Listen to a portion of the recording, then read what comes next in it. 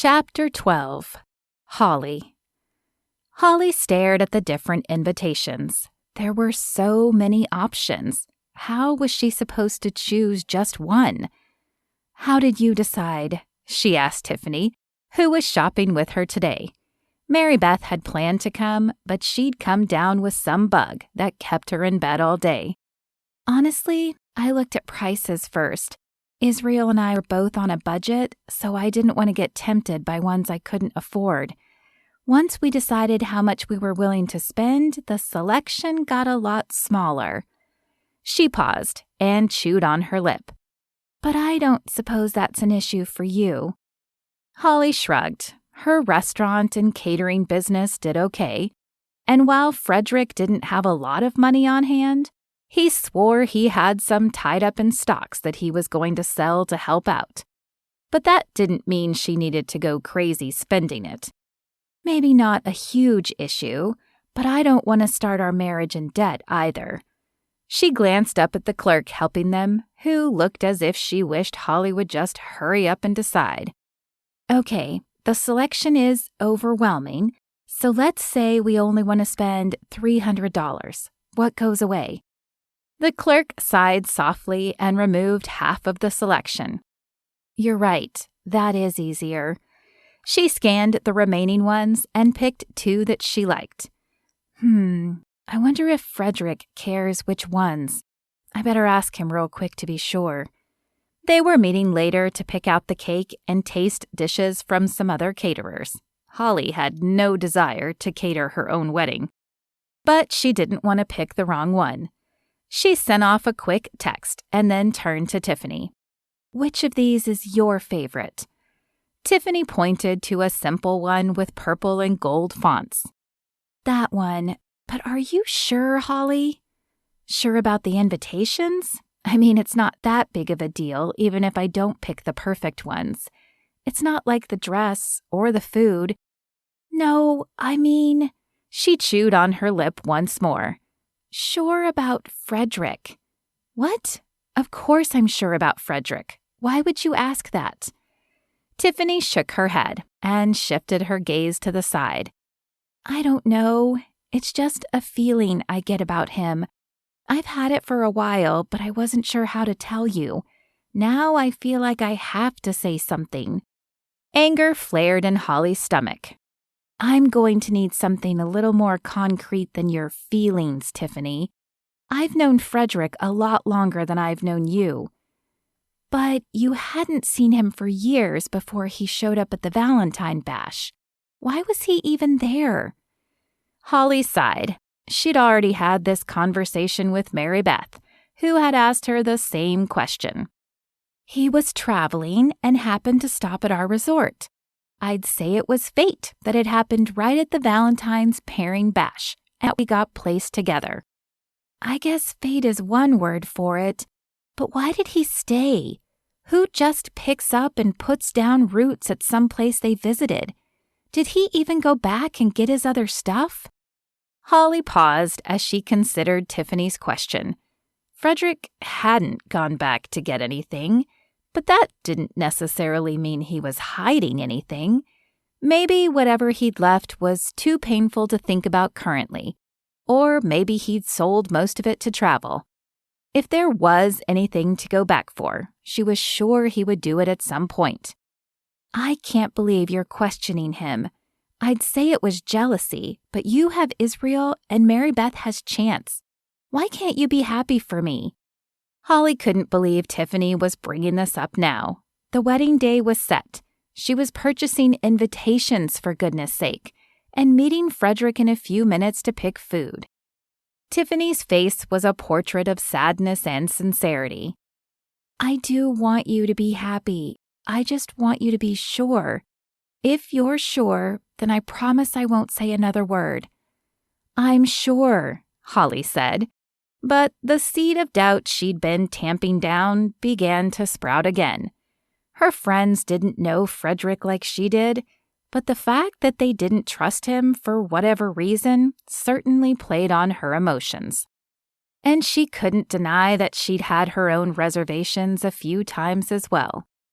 Her phone beeped with a text from Frederick, and she glanced down to see his message stating he liked both of the options. But did he? Or did he just not care?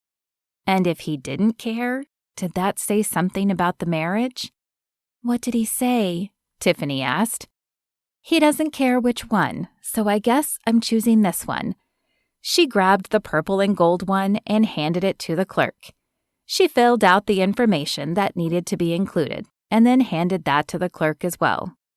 "Wonderful. We just need a deposit today, and then the remaining balance will be due when the invitations are ready," the clerk said. Holly nodded and handed over her credit card to pay for the deposit. "Holly, I'm sorry," Tiffany began, but Holly held up her hand to stop her. "It's fine. I appreciate you looking out for me, but I think you're wrong. Thank you for coming with me, but I need to get to the cake shop to meet Frederick." "Of course. Again, I'm sorry." Tiffany's shoulders hung low as she headed to her car, and Holly almost called out to her, but she didn't. She would talk to Tiffany later, but right now she needed to meet with Frederick. She arrived at the cake shop and glanced around for his car. He should have been here already, especially since he hadn't made the invitation shop. But his car was nowhere to be found. That seed of doubt flared again. Was Tiffany right? Had she put too much faith into the Frederick she'd known and ignored the signs that perhaps he was different now? She shook her head. No. Tiffany had just gotten into her head. Surely Frederick would be here shortly. The bell above her head jingled as she entered, and the woman behind the counter smiled at her. "Hello, you must be my 2:00 appointment." The woman looked like the quintessential grandmother with gray hair and kind eyes. She wiped her hands on a towel behind the counter before coming around the front. "I'm Edith, and you must be Holly, but I have this listed as a wedding cake tasting. Is the groom not coming?" Holly's smile faltered, though the question was innocent. "He should be here soon." She checked her phone again, but there was no message from him. "Where are you?" she tapped out quickly, before turning back to Edith. "Can we go ahead and get started?" "I suppose so. Grab a table and I'll bring the different options out to you." Holly chose a table near a window so she could see the parking lot and watch for Frederick's car. But it still hadn't arrived by the time Edith placed the plates in front of her. "These look wonderful," Holly said, eyeing the delectable desserts. "We have the traditional vanilla cake with a raspberry filling, a lemon cake with a strawberry filling, a chocolate cake with a fudge filling, and a marble cake with a chocolate cherry filling." Holly's mouth watered at the descriptions, and being a chocolate lover, she already had a feeling she would love the last two. "Thank you." Edith handed one fork to her and placed the second fork on the empty plate across from Holly. It meant nothing, but it felt like a jab to Holly. Where was Frederick, and why wasn't he here? His proposal hadn't been perfect, but he'd been attentive afterwards and eager for a couple of weeks.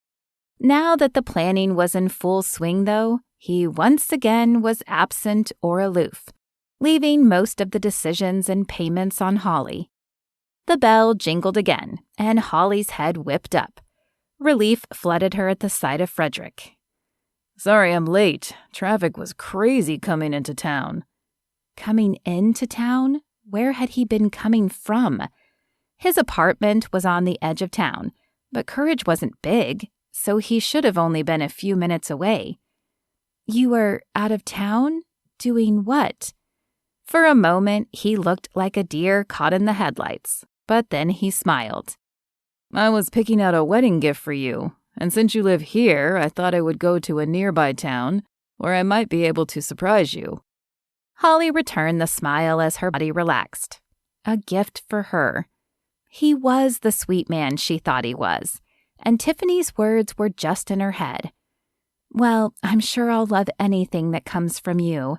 she said as he took the chair across from her. "You ready to taste?" "Of course." They started with the vanilla and worked their way through to the chocolate. As she'd suspected, the marble cake was her favorite, but she waited to see what Frederick thought before she said anything. "These were all delicious. I'm not sure I can decide. What do you think?" "You really don't care?" Holly asked. On one hand, she was glad to be able to make the decision without an argument. But on the other hand, she really wanted him to have an opinion on something for the wedding.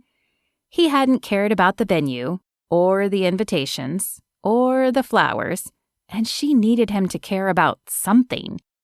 "I'm not as big into sweets as you are, and I honestly like them all, so I'll let you decide." "Okay then, the marble is my favorite." "Excellent choice. Shall we get all the details worked out?" He glanced down at his watch as if he was ready to leave, even though he'd arrived fewer than 20 minutes before. That seed of doubt began sprouting again. "Sure." Edith appeared from the back as they approached the counter. "Did you find one you loved?" "Yes, we're going to go with the marble cake." Holly rattled off the details of the wedding and the color scheme they were hoping for on the outside. "Perfect. I just need to take the deposit." Holly turned to Frederick. She'd paid the deposit for the invitations, so surely he could handle this one. "Yes, of course." He began patting his pockets, and then his eyes widened. "I don't think I have my wallet on me. I hope I didn't leave it in the other town. Honey, do you mind?" With a sigh, Holly pulled out her own credit card again. A forgotten wallet again? This was supposed to be their wedding, as in joint cost and joint payments. But everything was falling on her shoulders. In the end, it didn't matter, as they would soon share a checking account. But it bothered Holly that she was paying for everything now. And it bothered her even more that he was using an excuse he'd used before. Still, the last time he'd avoided paying, it was because he was saving for her ring. So perhaps this time it was because he was hoping to surprise her with an elaborate honeymoon. Not that she needed one. Once they got married, it would get better, right?